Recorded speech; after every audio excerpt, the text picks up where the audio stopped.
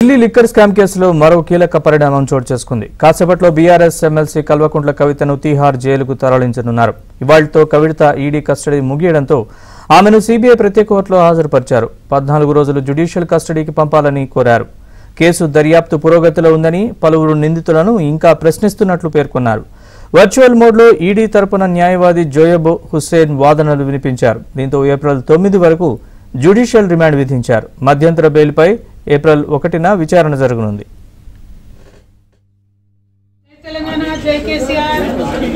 అడిగిన ముత్యంలో బయటకు వస్తాను. నేను టెంపరీగా జైల్లో పెట్టచ్చు, కానీ దెబ్బతీయలేరు. This is not a money laundering case, it is a political laundering case. One accused has already joined BJP. Second accused is getting a BJP ticket. And third accused has given 50 crores in electoral bonds. This is not a money laundering case, it is a political laundering case. It is a fabricated and false case. We will come out very clean. Jai Telangana. Court లోపలికి వెళ్లే ముందు మీడియాతో కవిత మాట్లాడారు. కడిగిన ముత్యంలా బయటకు వస్తానన్నారు. తాత్కాలికంగా జైలుకు పంపవచ్చు, కానీ తన ఆత్మస్థైర్యాన్ని దెబ్బతీయలేదన్నారు. ఇది మనీ లాండరింగ్ కేసు కాదని, పొలిటికల్ లాండరింగ్ కేసు అన్నారు.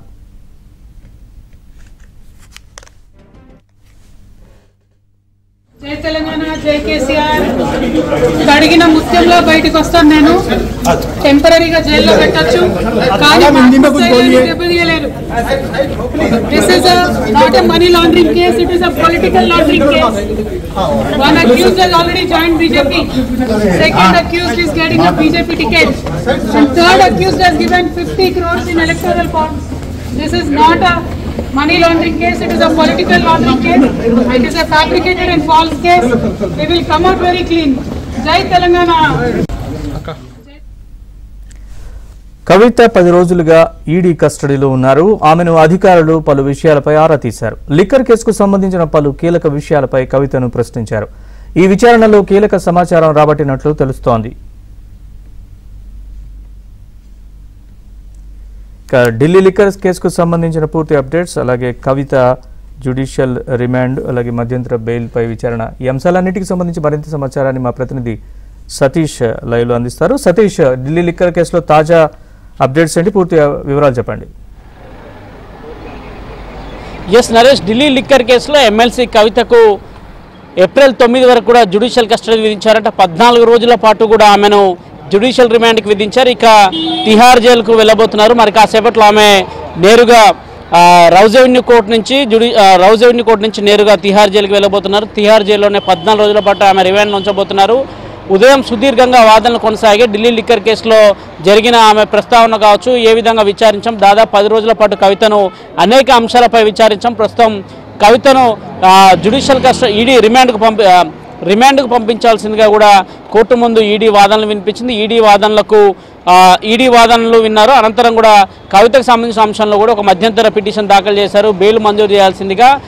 ఆమె కుమారుడికి పరీక్షల నిర్వహణ ఉన్నాయి. ప్రస్తుతం ఏప్రిల్ 16 కూడా మధ్యంతర బెయిల్ మంజూరు చేయాల్సిందిగా కోర్టు ముందు ఒక విజ్ఞప్తి పెట్టారు. కానీ ఆ కేసుకు సంబంధించిన అంశంలో ఏప్రిల్ 1వ తేదీన బెయిల్ మ్యాటర్కి సంబంధించిన అంశంలో విచారణ చేపడతామని చెప్పారు. కానీ రిమాండ్కి సంబంధించిన అంశంలో 14 రోజుల పాటు ఆమెకు జ్యుడిషియల్ రిమాండ్ విధిస్తూ కాసేపటి క్రితమే కావేరి బవేజా న్యాయమూర్తి తీర్పు కూడా వెల్లడించడం జరిగింది. స్పష్టమైన ఆదేశాలు ఇవ్వడం జరిగింది. మరోవైపు కవితకు సంబంధించిన కుటుంబ సభ్యులంతా కూడా కోర్టు రూమ్లో కవితను కలిశారు. కొంత ఆవేదనకు, భావోద్వేగానికి లోనయ్యారని చెప్పాల్సి ఉంటుంది. మరోవైపు కవిత భర్త సైతం అనిల్ కూడా కోర్టుకు హాజరయ్యారు. అదేవిధంగా బీఆర్ఎస్ ఎంపీ అయిన వద్దిరాజు రవిచంద్ర సైతం కూడా కోర్టులో కవితను పరామర్శించారు. ఇక కవితకు సంబంధించిన పార్టీకి సంబంధించిన ముఖ్య నేతలంతా కూడా కోర్టుకు చేరుకున్నారు. అనంతరం కోర్టు ప్రస్తుతానికి ఆమెకు 14 రోజులు రిమాండ్ విధించింది. ప్రస్తుతం మనం రౌజ్ అవెన్యూ కోర్టు ముందు ఉన్నాం. రౌజ్ అవెన్యూ కోర్టులు ఇప్పటికే కవితను తిహార్ జైలుకు పంపించేందుకు ఏర్పాట్లు చేశారు. పూర్తిగా తరలించేందుకు ఏర్పాట్లు అయితే చేశారు. ప్రస్తుతం ఈ రోజుకు సంబంధించిన తీర్పుకు సంబంధించిన కాపీలను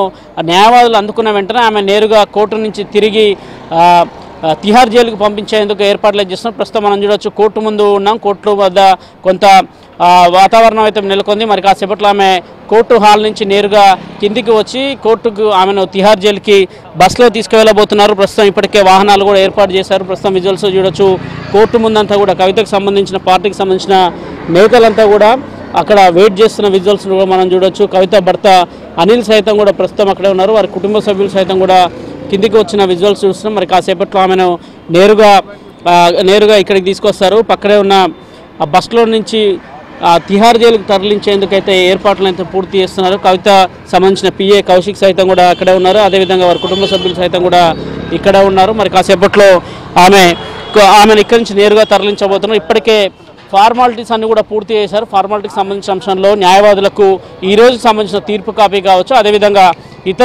అదేవిధంగా ఈ జ్యుడిషియల్ కస్టడీ విధిస్తున్నారు. కొన్ని అంశాలు కూడా చెప్తున్నారు. కవితకు సంబంధించి ఇటీవల ఆమె ఆరోగ్య రిపోర్ట్లు కూడా వచ్చాయి. కొంత హై బీపీ ఉండడం కావచ్చు, అదేవిధంగా ఆమె ఆరోగ్య అలవాట్లలో కొన్ని అంశాలను కూడా కోర్టు దృష్టికి తీసుకొచ్చారు. కొంత రిమాండ్లో ఉన్న రోజులు కూడా కొంత ఫుడ్ కూడా అందించే విషయంలో కూడా కొన్ని నియమాలు కూడా కోర్టు ముందు పెట్టినట్టుంది. కోర్టు కూడా దానికి అంగీకారం తెలిపినట్టు కూడా తెలుస్తుంది. మరి కాసేపట్లో ఆమె నేరుగా రౌజ్ రెవెన్యూ కోర్టు నుంచి తిహార్ జైలుకు తరలించబోతున్నారు. తిహార్ జైల్లోనే 14 రోజుల పాటు రిమాండ్ పొడిగించిన నేపథ్యంలో తిహార్ జైల్లోనే ఉండబోతున్నారు. ఏప్రిల్